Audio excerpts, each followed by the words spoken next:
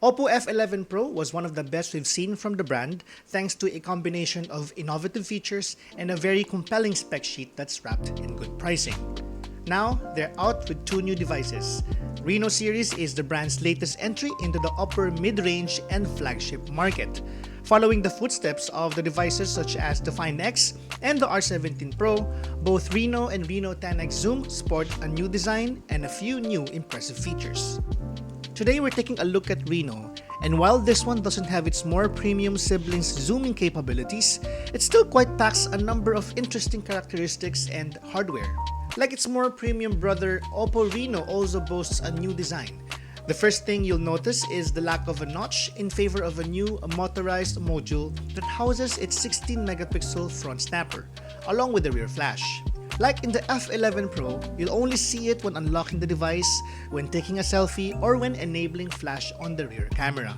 As always, there's the issue of durability here, but OPPO says the mechanism is tested for 200,000 actuations, which they say is around 5 years of use. Another thing that's notable about its new look is the non-protruding rear camera, which makes the back panel more seamless. There's also a part called O-Dot, which basically protects the camera module from having contact with the surface. There's no physical fingerprint sensor at the back, as they swapped it with the in-display fingerprint scanner, which by the way works very fast, faster than any other phone we've used. In terms of button layout, the power button is on the right side while the volume rocker and SIM are on the left. It uses a hybrid SIM tray, which means you only get to use one SIM card if you want to use your memory card at the same time. At the bottom, you get a Type-C port along with a headphone jack and speaker grill. Under the hood is a Qualcomm Snapdragon 710 backed by 6GB of RAM and a generous 256GB of storage. This gives you the ability to play PUBG Mobile in balanced plus ultra frame rate setting, which you usually don't get on a mid-range phone. On my recollection, the only devices that were able to do such feat are the Galaxy A50, A70, and A80. Its Antutu score of 156,515 puts it high in the charts between the OPPO F11 and the Realme X Lite.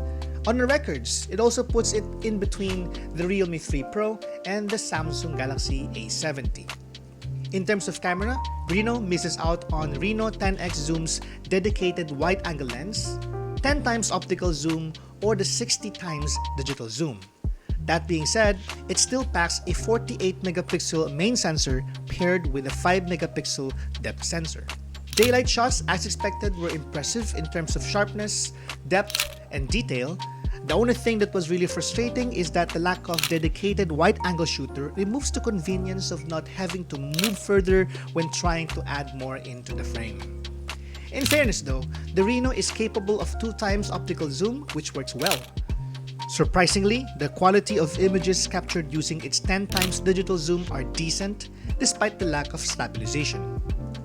Dazzle color mode enhances colors for more vivid and lively looking photos. AI scene recognition is also present and was able to accurately detect subjects for most of the time. At night, the device is even more impressive thanks to its dedicated night mode, which allows you to take long exposure shots without a tripod.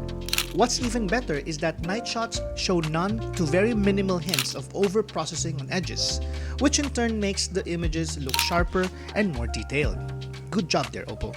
While not advertised as a selfie-centric device, Reno takes good-looking and detailed selfies. The motorized camera is also quick enough to activate and retract. It even automatically retracts when it senses a sudden change in altitude. ColorOS 6 returns here with its touch of simplicity and functionality. As on the F11 Pro, you get the usual key features such as Game Space, which gives you various options to improve gaming performance. It also gives you the option to record what's on screen. You also get a complete suite of security options, fingerprint, code, or face unlock. Everything works well. It also gives you the option to enable or disable the app drawer, which is a big plus for me. As far as being able to personalize the look and feel of your home screens are concerned, ColorOS allows you to change the layout to accommodate more icons in one row. It also lets you easily add and remove apps on the home screen with a context menu that appears whenever you tap and hold on an icon. The same menu also lets you perform tasks related to the app. In essence, the OS runs smooth and fluid, and it seems to prioritize ease of use and customization. So far, we're very impressed with the OPPO Reno, not just in gaming performance, but also in imaging. Yes, it lacks wide-angle lens, which could be a deal breaker for some, but quality-wise, it really is impressive, especially at night.